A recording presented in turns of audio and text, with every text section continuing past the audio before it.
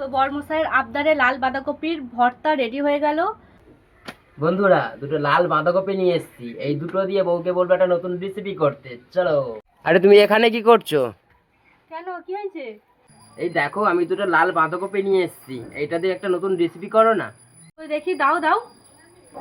এই কি সুন্দর লাল বাঁধাকপি, এই রেসিপি খেতে চাও? এই বাঁধাকপি দুটোর একটা নতুন রেসিপি করো, আজ জমিয়ে একটু খাবো।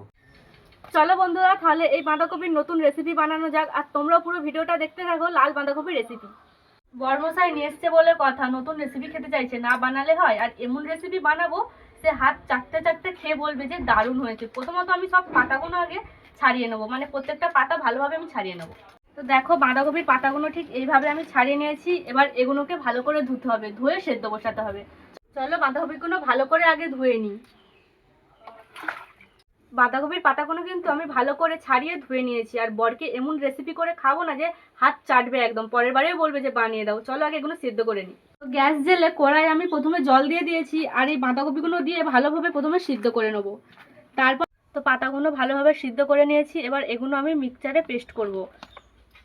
পাতাগুলো মিক্সারে ভালোভাবে পেস্ট করে নেবো। তো দেখো, আমি মিক্সারে একদম মিহি করে বেটে দিয়েছি। আর এটা করতে কি কি লাগে তোমাদেরকে দেখাচ্ছি। প্রথমে আমি সরষের তেল এটা করব, সরষের তেল ছাড়া ভালো লাগবে না। তারপরে এখানে আছে কালো জিরা, কাঁচা লঙ্কা আর পেঁয়াজ। এবারে আমি বানাবো, তোমরা দেখো।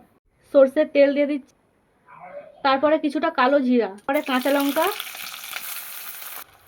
পেঁয়াজ দিয়ে দিয়েছি, তারপরে কটা রসুনের কোয়া দিয়ে দিলাম। এরপরে একসাথে এগুলো নেড়ে চেড়ে নেবো। সব একসাথে ভালো করে লাল লাল করে ভেজে নিয়েছি। তারপর দিয়ে দেবো এই বাঁধাকপি বাটাটা। সব কিছু দিয়ে এবার একটু নুন দিয়ে দিলাম।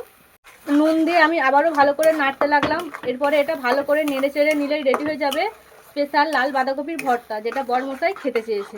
তো বরমশাইয়ের আবদারে লাল বাঁধাকপির ভর্তা রেডি হয়ে গেল। আর এটা গরম ভাতে এটা মাখিয়ে খেলে খুব সুন্দর লাগবে। আর আমার ভিডিওটা কেমন হয়েছে কিন্তু তোমরা কমেন্টে জানাবে। আর তোমরা একবার হলেও বাড়িতে ট্রাই করো লাল বাঁধাকপির ভর্তা।